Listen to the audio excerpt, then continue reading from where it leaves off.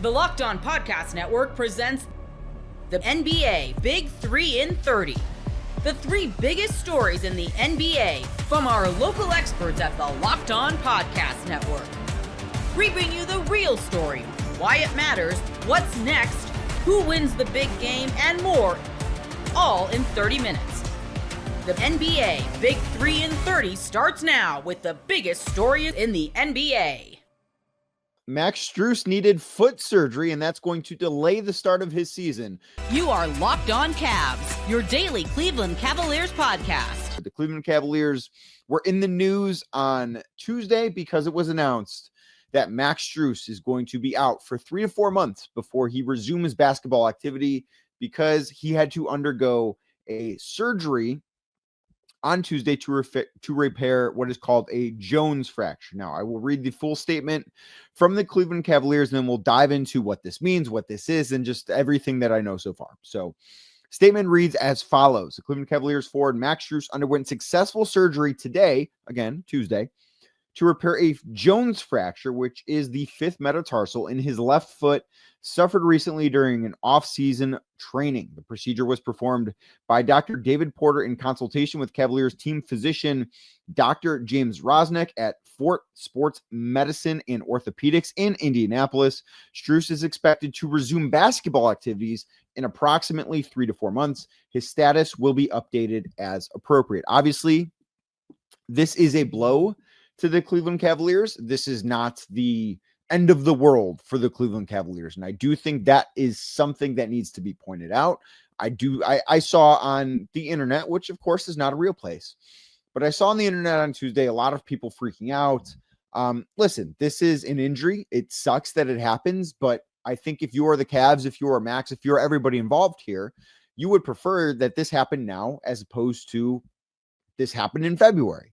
This, to me, I don't think it's something that should affect how we look at the Cleveland Cavaliers. I think that as of right now, this injury does not change what their goals should be. This injury does not change what their expectations should be.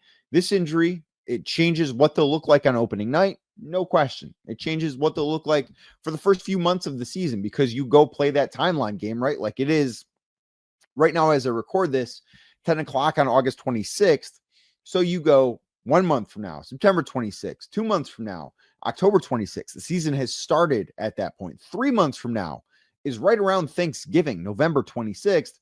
That is the earliest, according to this release, that Max Strus will return to game activity, which I think is an important thing to note, but will return to basketball activity. 4 months, of course, would be the day after Christmas. So to me, this seems as if Max Strus will not play in 2025. It seems to me like he will probably return, of course, and every recovery is different, but it seems like his return to game action will probably come in early 2026.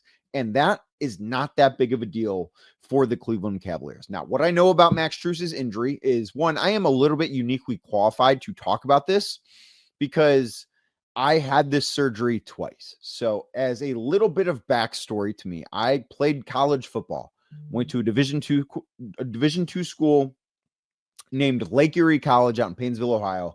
I played wide receiver, and I had this injury twice. I had this surgery 2 times while I was in college, and the way the surgery works, I was not in Max's surgery. I've not seen x-rays, but just my best guess as to the way this surgery works is that because it's that 5th metatarsal, which is all the way on the outside of your foot. So if let's pretend that my hand is a foot, the break is right here, basically on your pinky. That is where the bone would be broken. My guess is that the doctors went in and they put a screw in to his foot to keep that bone, to stabilize that bone together so that it can heal.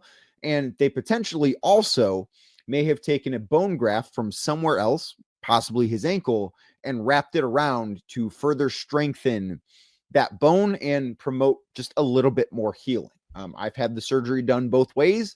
The way in which the bone was wrapped around it certainly proved to be better because I've had no issues since in the decade plus at this point since my most recent foot surgery. But that said, this is something that can kind of just happen. From what I was told, Max was injured during a 1-on-0 basketball workout. This was not, he didn't step on somebody's foot and turn an ankle. This was a non-contact thing. And this can happen partially because you might have a stress reaction in that foot. I know how it happened for my first one. I had a stress reaction in my left foot, and I was running sprints at football workouts, and one day my foot just snapped. The bone just snapped.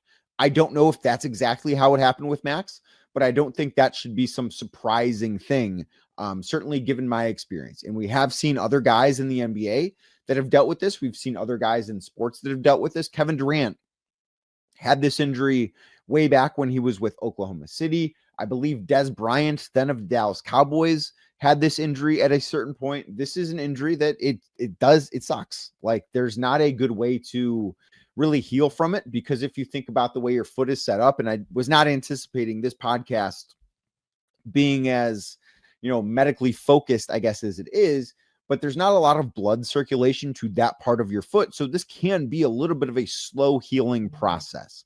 I would anticipate Max is probably going to be non-weight bearing for a little while here. It'll probably be on crutches and a walking boot, maybe even in a cast for a little bit. But I don't think that this is going to be something that lingers. I do look at this. If you want to look at the bright side, when Max is back, provided there are no setbacks throughout his recovery, which of course they happen. It's not necessarily anybody's fault if that does happen. But if there are no setbacks through his recovery process, and let's say we get to that 4-month mark and Max Strus is starting to ramp up and he's getting close to being on the floor again, this is something that when he starts playing, and of course there will be an adjustment period and he will have to work himself back into shape. And that's because, when you have an injury like this, he's not going to be able to run for a few months. Like, that is going to be the biggest part of this. But this isn't an injury like a torn muscle or a torn ligament, where there can be a pretty big adjustment period or risk of re-injury. I don't look at this injury as that type of thing. I think that once this is healed, it'll most likely be healed. And I think that is one of the things that is a good sign with this injury. That is, if you want to look at the bright side of it, and of course, you never want to see somebody get injured, but the fact that it happened now is much better than it happening in February, where then he would miss the rest of the regular season and potentially the playoffs for the Cavaliers. And two, I do think this is an injury where, yes, you can re-injure it. No injury has a 100% success rate, but I don't think that this is going to be something that is that big of an issue moving forward. And I just do think, too, it's worth bringing up. The Cavs started last season without Max Strus. Remember, he didn't play a game until December 20th. That was his first game that he played last year. I believe it came against the Milwaukee Bucks. And you might remember that the Cleveland Cavaliers were pretty good in that time. They were 23-4 in the 27 games that Max Strus missed to begin the season. And they were good when Max was on the floor. They were good when Max was off the floor. And this is not trying to diminish the value that Max Strus brings, because I do ultimately think the Cavaliers are a better team when Max Strus is playing basketball for them, when he's available for them. I think they are a better team with Max Strus than without Max Strus. But last year when Max played, they went 39-11, which is a very, very good record. Last year when Max Strus did not play, they went 25-7, and a big chunk of those games came to start the season. And even that is a little bit misleading, because two of the losses that the Cavs had without Max Strus came in the last week of the season. One was the final regular season game where they lost in overtime to the Indiana Pacers. Maybe double overtime. I think it was actually double overtime. So they lost that game, which truthfully, nobody else played. If you look at that, Jared Allen played, I think it was 40 seconds to ensure that he played in all 82 games, but that was a game in which none of the Cavs regulars played. And they also lost the other game they played to Indiana near the end of the regular season, where many of their starters didn't play. It wasn't everybody didn't play, but a lot of guys did not play. And if you think back, that was, I believe Sam Merrill had a great game, or maybe it might have been somebody else that had a great game that game, but they almost beat the Pacers starters, despite the fact that really none of the Cavs starters other than Jared Allen, I believe, played in that game. So for all intents and purposes here, they were 25-5 when Max Strus didn't play last year. Again, this is not to diminish his value, because like I said, I think the Cavs are a better team when Max Strus is on the floor as opposed to when Max Strus is hurt and not available. but I don't think this is the end of the world. You could make an argument that the depth in the backcourt is really going to be tested because not only is Max going to miss the start of the season, but I think it is at this point probably fair to assume that Darius Garland is not suiting up opening night. I think the Cavs would probably be in their best interest to not rush him back from his own offseason foot surgery that he had a 4 to 5 month timeline that happened earlier in June. So maybe the backcourt depth will be tested. I think that's a very fair thing to point out, but I don't think that this should be viewed as the end of the world or like DEFCON 1 for the Cavs. I think that, yes, it's an injury. It's an unfortunate injury, but it's something that does come at the right time if it has to happen. And the one final stat I'll point out as far as things go with Max having to miss time and it not being the end of the world. So last year, the Cleveland Cavaliers outscored opponents by 7.8 points per 100 possessions with Max Strus on the floor. This is according to Cleaning the Glass. So they had a net rating of plus 7.8 when Max Strus played on the floor for them. When Max Strus was not on the floor, so this does include that games he did not play in at all, also when he's sitting on the bench in a game that he's active in. The Cavaliers were plus 10.8 per 100 possessions. So there is an argument. Again, I don't subscribe to the Cavs being better without Max Strus. I don't subscribe to that. But there's an argument to be made that they have other ways they can attack teams and that they can be just as, if not more effective when they don't have Max. And I think if you want to look at the bright side, that is certainly part of it. August 26th is officially FanDuel Futures Day, a brand new holiday for football fans who live for bold predictions and preseason hunches. For just 24 hours, FanDuel is giving you deals on NFL season predictions. So whether you're calling your MVP, eyeing a long shot division winner, or ready to crown your Super Bowl champ before week 1 even kicks off, this is your moment. Perhaps you believe the Green Bay Packers are going to win the Super Bowl this year, or maybe you have a division winner, dark horse, you'd like to parlay. Maybe the Broncos and the Seahawks. You'd get some juicy odds on that if you wanted to do it. Visit the FanDuel app today and start planning your futures bet now, because Futures Day is one day and one day only. FanDuel, play your game. Who will bend first, the Golden State Warriors or Jonathan Kuminga? You are Locked On Warriors, your daily Golden State Warriors podcast. October 1st is the day that something is going to happen. Do you think something happens before that October 1st date, or are we going the distance with a qualifying offer for Jonathan Kuminga? Boy, oh boy. This is not a bet I would want to make, right? This is a stay away for sure, because I like to understand things that I'm going to gamble on, and I got to be honest, I don't necessarily understand what's going on here.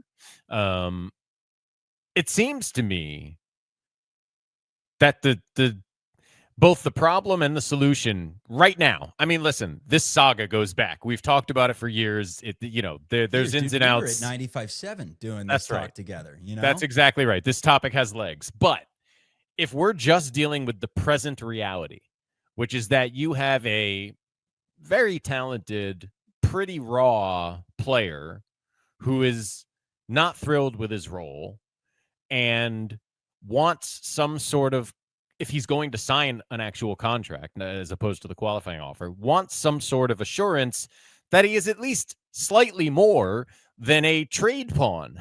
Like that phrasing has been used in the reporting. And we've talked about this before, man. Anthony Slater is close to the Kuminga camp. And I don't mean that in a bias way. I mean that when he tells you what Jonathan Kuminga and company are thinking, you should believe him. And what he has said pretty clearly is like, it's not that 2 years and $45 million is such an insult financially. It's that the structure of the deal that the Warriors are asking for with the team option and non-guaranteed money makes it just absolutely blatantly clear that the primary goal with this contract is to turn him into a tradable asset. I think everyone in this situation is smart enough to understand that a trade in the future has decent odds for Jonathan Kuminga. It's not like he's sitting here being like, I want an absolute no trade clause. How dare you disrespect me in this way? What he's saying is, I'm not that excited to sign what amounts to a 1-year contract just so that Steve Kerr can stick me at the end of the bench again, and you guys can explore trading me, and I can spend the whole year reading articles about why I'm not playing and where I might go next while not helping my career, right? I think his perspective is, if you want this to be contentious, which is what the Warriors offer strikes me as, then let's make it contentious. I'll sign the qualifying offer.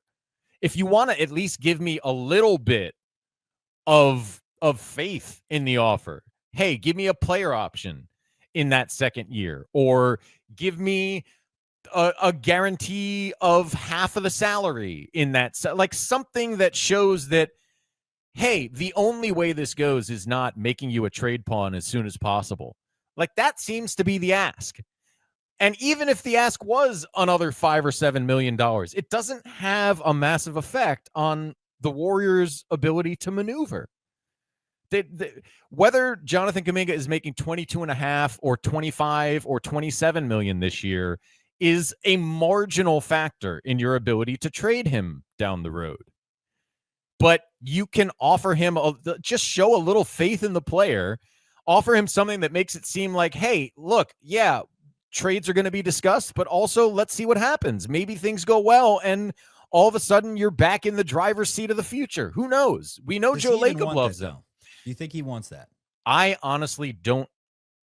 If Jonathan Kuminga had been more of a bad sport throughout this, I would say that is probably not a realistic route. But he really, especially, again, for a kid speaking English as a second language in this country for, 3 years before he's drafted as an 18-year-old and then jerked around in one of the strangest, development arcs we've ever seen in the NBA. He called out his coach early, though, in his career. He did not. He did not. He talked to his coach, and that became a news story. But he has not said a single word publicly. Look, there's always going to be reports. I'm not saying that wasn't organized by the Kuminga camp. I'm saying on its face, at practice, at games, in front of a microphone, Jonathan Kuminga has been really professional. And he's never appeared pouty or like he's, refusing to do stuff on the court because of the way his minutes are being handled. Like, to me, he always looks like he's trying and that he wants to play more. And I don't think that he is the sort of dude, just again, I'm reading tea leaves. I'm basing on what I've seen. I've never spoken to Jonathan Kuminga personally for an extended period of time. But what I see is a guy that wants opportunity. And I don't think he'll be angry if that opportunity comes in a Warriors uniform. I think in some ways he'd probably feel gratified by that. I think in some ways he'd probably like to do it in a Warriors uniform to maybe give a little "I told you so" to the head coach. I don't see that as an impossibility, but I think it becomes harder and harder to envision that possibility the more this becomes a standoff. And it just seems to me that the opportunity cost for the Warriors to provide a little more security in their offer or up it by a few $1 million is small. And I think that's why you see, if you listen to what, Marcus Thompson and Tim Kawakami are saying to each other, if you read the articles that Anthony Slater is writing, if you look at ESPN and see Ramona Shelburne talking about it, what everyone is saying is kind of, I think, and also I don't understand why not, the Warriors will just make the offer a little better. It doesn't hurt them that much. And it seems like you could deal with this before October 1st, like you were saying, rather than let it continue to drag on. You could lock in the other pieces of your roster and hopefully move forward with a Jonathan Kuminga that is at least open to the idea of some kind of relationship rehab, right? It should not be impossible. Relationship rehab. Maybe it is. I don't know the inside of it well enough to say that it's for sure doable, but it should be. And based on the other options at this juncture, that should be the goal, because I think we can all look at what the Warriors have and the guys they're talking about adding, and maybe we'll talk about those guys more in a little bit, but like the team they have, if the spot currently occupied by Jonathan Kuminga's cap hold turns into nothing, they are not good enough. No matter how many Seth Currys or Malcolm Brogdons they find on the streets, they are not good enough to be a legitimate championship contender. If the spot that is Kuminga turns into a productive version of Kuminga, maybe they are good enough to get in the mix. I don't know. I mean, look, they're still not going to become the favorites, but that at least is interesting. If they can turn this team into a something that has what it had during the 27-win stretch with Jimmy Butler, and also can make use of a productive Jonathan Kuminga, then I think we're talking about something. Most people can't name all their financial accounts or even what they're worth, whether it's a 401k or properties or investments. And when you don't have the full picture, you can end up leaving money on the table. That's why there is Monarch Money. It's an all-in-one personal finance tool that brings your entire financial life together in one clean, easy-to-use interface on your laptop or your phone. Monarch does the heavy lifting for you. You can link all your accounts in minutes, see clear data visuals, get smart categorization of your spending, and finally feel in control of your money without ever touching a spreadsheet. I linked all my accounts to Monarch and immediately spotted a few subscriptions I wasn't even using. Canceling those all can save you money every month. Don't let financial opportunities slip through the cracks. Use code LOCKEDONNFL at monarchmoney.com in your browser for half off your first year. That's 50% off your first year at monarchmoney.com with code LOCKEDONNFL. Should the Timberwolves bring back Malik Beasley? They're reportedly interested in a reunion. You are Locked On Timberwolves, your daily Minnesota Timberwolves podcast. Let's talk Malik Beasley. So if you've been under a rock or haven't paid any attention to NBA news this offseason, Malik Beasley, former Timberwolf, of course, was being investigated, was reportedly a target of a federal investigation into gambling, prop betting activity, etc. Some stuff, I think, from his year with the Bucks 2 years ago, not necessarily, at least reportedly, not necessarily tied to his time in Detroit last year. Of course, Beasley and Anthony Edwards spent most of the season going back and forth for the league lead in made three-pointers. And Beasley took a lead, and then Ant passed him on the last day of the season, I believe is how it shook out. Of course, Malik Beasley, former Timberwolf, was acquired in that deadline deal just before COVID took place in the deadline prior to the COVID hitting in the U.S. in March, and the league shut down in March 2020. He was acquired in February 2020. Was with the Wolves then for a couple of years, really increased his stock overall, was part of the Rudy Gobert trade that Tim Connolly made just a month or so after he was hired in Minnesota. And then since then has played in LA, Utah, LA, the Bucks, and then Detroit last year. And he's continued to be a really good player. And I was actually higher on him when the Wolves had him than a lot of people were nationally. I just remember some kind of derisive articles being written about him. Like, yeah, he scored 20 a game in this COVID shortened season for Minnesota, but like, what is this thing really? Right. And then of course his second year in Minnesota, he wasn't, when he played more, I should say when he played more games, not more minutes per game, played less minutes per game, the scoring dropped a bit, but he's been a league above average league shooter for the majority of his career, and now sits at 39% for his career, including over 41% each of the last 2 years. He's a valuable player. However, because of the gambling stuff, he had a big contract reportedly on the table with Detroit, and then of course they pulled that offer, or they pulled what would have been an offer reportedly because of the legal stuff. And now it's been reported that he's no longer the quote target of a federal investigation, but he's still a subject of the probe. The NBA hasn't cleared him. Of course, we've seen the NBA, the Jonte Porter thing's a whole other thing, but not too dissimilar, right? So there are some real question marks about Malik Beasley. Like, if he's signed, could he potentially be suspended at some point? I mean, I think the answer is very clearly yes. Could there still be some legal jeopardy? Yes. Of course, he's had legal problems before. Remember the pretty serious incident that happened when he was a member of the Timberwolves, where he was charged with threats and everything. And that, is now behind him. But Malik tends to find himself in situations, we'll put it that way, all that to say, and you can't completely separate that from the basketball performance and that piece of things. It has to be a factor. However, evaluating it from a purely basketball perspective, I think the idea of adding Malik Beasley, and I should also just kind of say this, it should be clear. The reason, like, Minnesota doesn't have cap space, right? We know this. They have 2 roster spots left. They're likely to only fill 1 so that they can remain not really comfortably, but somewhat comfortably below the second apron. It's got to be a vet minimum deal. It can't be anything more. And Malik probably isn't going to sign for much more than that because most teams, that's all they have left to be able to offer, at least most contending teams. He could go back to Detroit because Detroit has his bird rights, and they could offer him a salary of, I think, a little more than $7 million because they have his bird rights as he's a free agent. And of course, Detroit's interested, but they pivoted, right? They added Karis LeVert, they added Duncan Robinson. They've kind of got the shooting stuff covered, the backup wing covered with LeVert, the shooting covered with Duncan Robinson. They don't necessarily need Malik Beasley, but they reportedly are still interested. And again, of course, he's going to have interest in making more money there than playing under a minimum salary in Minnesota.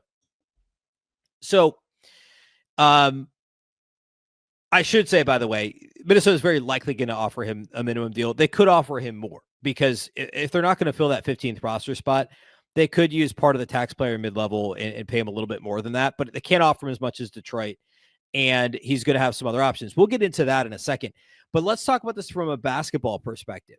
What are the pros and cons of adding Malik Beasley to the team? Well, let's start with the pros. Malik Beasley is an elite shooter, and I mean, we could argue whether 41, 42% is truly elite. I mean, you've got guys that are beyond that, but in terms of shooting 41% at the volume with which Malik was shooting it, he was shooting 9 threes a game last year at Detroit, which isn't like way out of bounds compared to where he'd been a couple years before. I mean, in Minnesota, in a Timberwolves uniform, he shot 8.3 threes per game. So it's only 1 more per game. He was at 6.9 threes per game with Milwaukee. He was still 41% that season. So he's over 41% the last couple seasons. He was 36% the year prior, split between the Jazz and Lakers. But before that, he was 38% in Minnesota, 40% the year before in Minnesota. Like, this dude's a 40% three-point shooter. He just is with high volume. It is hard to turn that down. If you're going to get that at something near or slightly above the vet minimum, he's truly another sixth man type scorer. I mean, Malik Beasley finished second in sixth man of the year voting last year. He finished ahead of Naz Reid in sixth man of the year voting. Averaged 16 a game off the bench for Detroit, played in all 82 games. The Wolves would then have 3 legitimate. You could make the case that Dante DiVincenzo, Naz Reid, and Malik Beasley could be the best bench guy in any team in the league. Like, I mean, that's a real thing. And not really an exaggeration at all. And by the way, we'll talk about awards later. Nickeil Alexander-Walker, a lot of people think somehow if he doesn't start for Atlanta, he could be a 6th man of the year candidate. I mean, last season, Peyton Pritchard obviously won the award, but I mean, Nickeil got votes. Naz finished 5th in voting, won it the year before. Malik Beasley finished 2nd. Like, you'd be talking about 3 guys, and DiVincenzo could be in that conversation too. It has the upside that could be the bench player on any team, the best bench player on any team in the league, and they'd all be on the Timberwolves. You can't turn your nose up at 40+% 3-point shooting at volume, 16 points per game off the bench. And also another pro, and we'll talk about the flip side of this here in a second. Malik Beasley, for somebody who scored 16 points a game, he's a fairly one-dimensional scorer. And I mean that as a positive thing. 71% of his shot attempts last year were threes. The year prior in Milwaukee, 75%, 3/4 of his shot attempts were threes. But in Milwaukee, his usage rate was just over 14%. And last year it was only 22.5% with the Pistons. And honestly, for a guy that's scoring 16 a game, that's not a crazy number. He doesn't turn the ball over because all he does is catch and shoot, catch and shoot, catch and shoot. He doesn't get assists. He's not playmaking for others. He's not playmaking for himself. He's going to score in transition, or he's going to launch threes, catch and shoot style. That's it. That's all Malik Beasley does. And that's kind of a good thing if you're looking at what Minnesota needs in their offense to play off of Anthony Edwards, to play off of Julius Randle, to space when you have Ant, Rudy Gobert pick and roll, right? That's what you need. Malik Beasley's about as potent as anybody in the league to do that. He's frankly a better shooter than the other guys who would be in this role. and he would have a defined role. And people could say, the Wolves could say very easily, hey, Malik, here's your role. It's the same thing it was in Detroit. You're going to catch and shoot threes. That's it. It's a defined role. There's no question about, we need him to defend, or we need him to score off the dribble, or we need him to create for others. No, that's not what he does. This is his defined role. He can fit that role, and that's a positive thing. At this point, we know he's a better shooter than Terrence Shannon Jr. TJ Shannon's a good shooter. He's a good volume shooter. He's got great range. He's very good at a lot of things, and we can argue whether or not one of these guys is a better fit than the other for the Wolves. We'll talk more about that a bit here in a second. But in terms of just pure shooting, you can't argue that anybody that the Wolves have on the roster this side of Anthony Edwards is a better pure shooter than Malik Beasley. And the Wolves need more shooting. The three-point shooting was not as good last year as it was the year before after moving on from Karl Anthony Towns.